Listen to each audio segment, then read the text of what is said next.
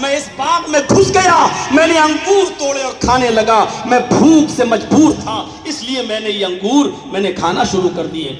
حضرت عمر فاروق نے اس کی بھوک کی حالت پر نظر ڈالی اور اس ذمی سے پوچھا کہ یہ بتاؤ، یہ انگور کا تم کیا فدیہ مال لینا چاہتے ہو؟ عوض بدلہ بتائیے، کتنے کا کھجور کتنے کا انگور کھایا ہوگا؟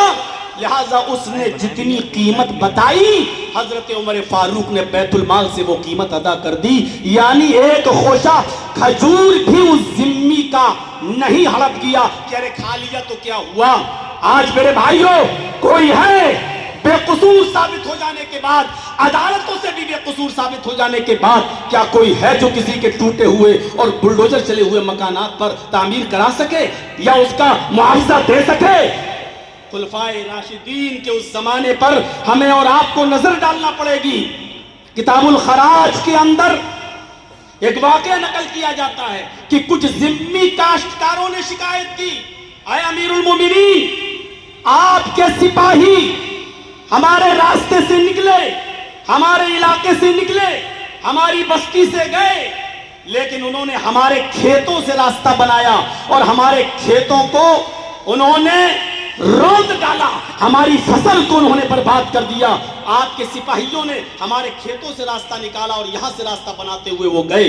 حضرت عمر فاروق نے فوراً کلاس لے لی اور فوراً آتے ہیں اور اس یہودی ذمی سے ان کاشتکاروں سے پوچھتے ہیں کہ بتاؤ تمہارا کتنا نقصان ہوا؟ ان کاشتکاروں نے گوڑا بھاگ لگایا، حساب کتاب جوڑا اور حساب و کتاب جوڑنے کے بعد فرمایا امیر المومنین ہمارے 10,000 درہم کا نقصان ہوتا ہے، 10,000 روپے درہم ہمیں مل جائیں تو ہم آپس میں تقسیم کر لیں گے، ہم آپس میں جس کا جتنا نقصان ہوا ہوگا دے دیں گے۔ حضرت عمر فاروق نے فوراً اپنے خادم کو حکم دیا اور بیت المال سے 10,000 درہم دلوائے گئے۔ نہ جان گئی نہ مال کو غصب کیا گیا، اگر مالی نقصان ہوا تو مال دیا گیا، رقم دی گئی، اور جانی نقصان ہوا تو جان کے بدلے میں جان دی گئی۔ میرے پیارے ساتھیوں، حضرت علی کے زمانے میں بھی ایسا ہی واقعہ ایک پیش آیا۔ حضرت علی کے زمانے میں ایک مسلمان نے کافر کو قتل کر دیا، حضرت علی نے اس مسلمان کو گرفتار کروایا، اس کے مقتول کے ورثاء کے حوالے کیا، لیکن مقتول کے ورثاء کسی بھی قیمت پر نہ دیکھ لینے کے لیے تیار ہوئے نہ معاف کرنے کے لیے تیار ہوئے۔ پھر حضرت علی نے اس ذمی کا انتقام دلوایا، بدلہ دلوایا اور اس مسلمان کو قتل کروایا۔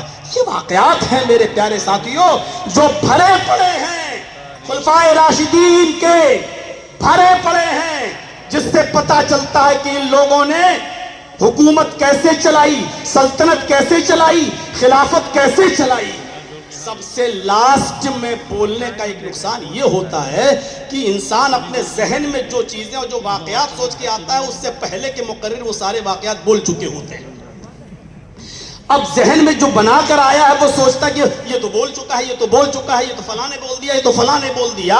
یہ سب سے لاسٹ میں بولنے کا ایک نتیجہ تو یہ ہوتا ہے۔ میرے پیارے ساتھیوں، میرے ذہن میں بھی وہ واقعات تھے اور میں سوچ رہا تھا کہ ان واقعات کو آپ کے سامنے رکھا جائے، لیکن ان واقعات کو ایک تو ہمارے جھنڈا نگر کے ناظم جناب شمیم ندوی صاحب نے اس میں سے ایک واقعہ بیان کیا تھا جس سے آپ اندازہ لگا سکتے ہیں، اور وہ واقعہ میرے بھائیوں اشہر المشاہیر الاسلام کے اندر وہ واقعہ نقل کیا گیا ہے۔ اس واقعے کو نقل کیا گیا ہے کہ بیت المال سے جو 2 اونٹ بھاگے تھے حضرت عمر فاروق کے دور خلافت میں، جو 2 اونٹ بھاگے تھے، وہ اونٹ حضرت عمر فاروق کو پتا چلا تو پتہ یہ لگانے لگے کہ یہ اونٹ بھاگے کیسے۔ امانت داری دیکھیے، صداقت دیکھیے اور سچائی دیکھیے۔ جب یہ 2 اونٹ بھاگے بیت المال سے تو کہا یہ تو بعد میں پتہ لگاؤں گا کہ کیوں بھاگے، لیکن پہلے تو ان کو پکڑ کے لایا جائے۔ حضرت عمر پیچھے پیچھے بھاگ رہے ہیں اور وہ دونوں اونٹ ان سے آگے آگے بھاگ رہے ہیں، آگے آگے بھاگ رہے ہیں، اور سخت گرمی، چلچلاتی ہوئی دھوپ، اتنی گرمی کے پیروں میں پھلک پڑ جائیں، اور اپنے 2 منزلہ مکان پر، عالی شان مکان پر حضرت عثمان غنی کھڑے ہیں، دیکھ رہے ہیں کہ ایک آدمی بھاگتا ہوا چلا آ رہا ہے، دوڑتا ہوا چلا آ رہا ہے۔ پہلے تو پہچان نہیں سکے، لیکن دل میں سوچتے ہیں کیا اچھا ہوتا کہ یہ شام کے وقت اپنے کام سے نکلتا۔ لیکن جب حضرت عمر قریب آئے تو کہا کہ یہ تو امیر المومنین ہے، آواز دی امیر المومنین ادھر آئیے۔ حضرت عمر نے کہا عثمان بیت المال کی اونٹ بھاگ رہے ہیں، بیت المال کے اونٹ بھاگ رہے ہیں۔ حضرت عثمان نے کہا میں اپنے غلاموں کو بھیج کر پکڑوا لوں گا، آپ آئیے سائے میں بیٹھیے اور پانی پیجیے۔ حضرت عمر فاروق کے الفاظ یہ تھے عثمان تیرا پانی تجھے مبارک ہو، عثمان تیرا سایہ تجھے مبارک ہو، امیر المومنین مجھے بنایا گیا ہے، ان اونٹوں کی حفاظت کی ذمہ داری میری ہے، اگر ایک اونٹ بھی غائب ہو گیا تو کل قیامت کے دن ہم کیا جواب دیں گے؟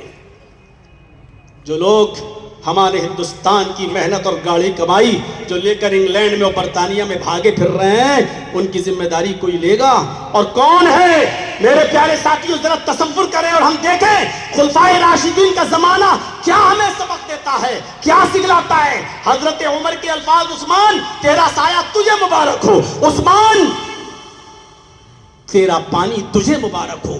پھر ان اونٹوں کو پکڑنے میں لگ گئے، ان اونٹوں کو پکڑتے کامیاب ہو جاتے پکڑنے میں، اور ان اونٹوں کو پکڑ کر بیت المال میں لاتے ہیں، بیت المال میں لائے اور جمع کر دیا۔ اب ابن الجوزی نے سیرت عمر کے اندر لکھا ہے کہ اب پتہ لگایا جا رہا ہے کہ آخر کیا وجہ تھی، وجہ کیا تھی، یہ اونٹ بھاگے کیوں، یہ اونٹ گئے کیوں؟ تو وجہ یہ پتا چلی کہ امیر المومنین یہ اونٹ بیٹھ نہیں پا رہے تھے، ان کو تکلیف تھی۔ تکلیف کیا تھی؟ ابن الجوزی نے لکھا ہے سیرت عمر کے اندر کہ ان اونٹوں کے دبر میں ان کے لیٹرین کے راستے میں زخم ہو چکے تھے، ان زخموں کی تاب وہ اونٹ نہیں لا پا رہے تھے، ان اونٹوں زخموں کی تاب نہیں لا پا رہے تھے وہ اونٹ، جس کی وجہ سے رسی توڑا کے بھاگ گئے۔ حضرت عمر فاروق نے جب دم اٹھا کر دیکھا ان اونٹوں کی دم کو تو پتا چلا کہ ان اونٹوں کی دبر میں ان کے لیٹرین کے راستے میں زخم ہے اور جن سے میل و کچیل و گندگی نکل رہی تھی۔ تب حضرت عمر نے مشورہ کیا، خود جنگل گئے۔ سیرت عمر میں ابن الجوزی لکھتے ہیں کہ حضرت عمر جنگل میں گئے اور جنگل میں جانے کے بعد جڑی بوٹی ڈھونڈی اور جڑی بوٹی توڑ کر لائے، اس کو پیسا۔ ابن الجوزی کہتے ہیں حضرت عمر فاروق نے اپنے ہاتھ سے ان اونٹوں کے دبر کو صاف کیا، ان کی لیٹرین کی جگہ کو صاف کیا اور پھر اس کے اندر مرہم لگایا اور اس کے اندر وہ جڑی بوٹیاں جو پیسی تھی وہ علاج کیا، اور فرمایا کہ اگر آج عمر فاروق کے زمانے میں میرے دور خلافت میں اگر ایک اونٹ کو بھی تکلیف ہوئی تو میں قیامت کے دن اپنے رب کو کیا جواب دوں گا؟ میرے پیارے ساتھیوں، اس واقعے کی روشنی میں میں آپ کو یہ بتانا چاہتا ہوں کہ جو دو اونٹوں کو غائب نہ ہونے دیتا ہو، جن کی حفاظت کے لیے چلچلاتی ہوئی دھوپ میں نکلتا ہو، وہ شخص انسانیت کی حفاظت کے لیے کیا کرتا ہوگا؟ انسانیت کی حفاظت کے لیے اس نے کون سے کرم نہیں کیے ہوں گے، کون سے جتن نہیں کیے ہوں گے، جس نے اونٹوں کو غائب نہ ہونے دیا ہو بلکہ اونٹوں کے لیٹرین کے راستے میں مرہم وہ لگاتے ہوں، پٹی وہ باندھتے ہوں، علاج وہ کر رہے ہوں، جڑی بوٹی توڑ کے وہ لا رہے ہوں۔ یہاں سے ہمیں اور آپ کو اندازہ لگانا چاہیے میرے پیارے ساتھیوں۔ شیخ عبد الحسیب مدنی نے واقعہ بیان کیا تھا کہ بوڑھے والا وہ یہودی بوڑھا تھا، بوڑھا یہودی، اور بھیک مانگ رہا ہے، کمزور ہو چکا ہے۔ حضرت عمر کی نظر پڑی، اس سے پوچھا یہودی ہو جی، اس بڑھاپے میں تم بھیڑ کیوں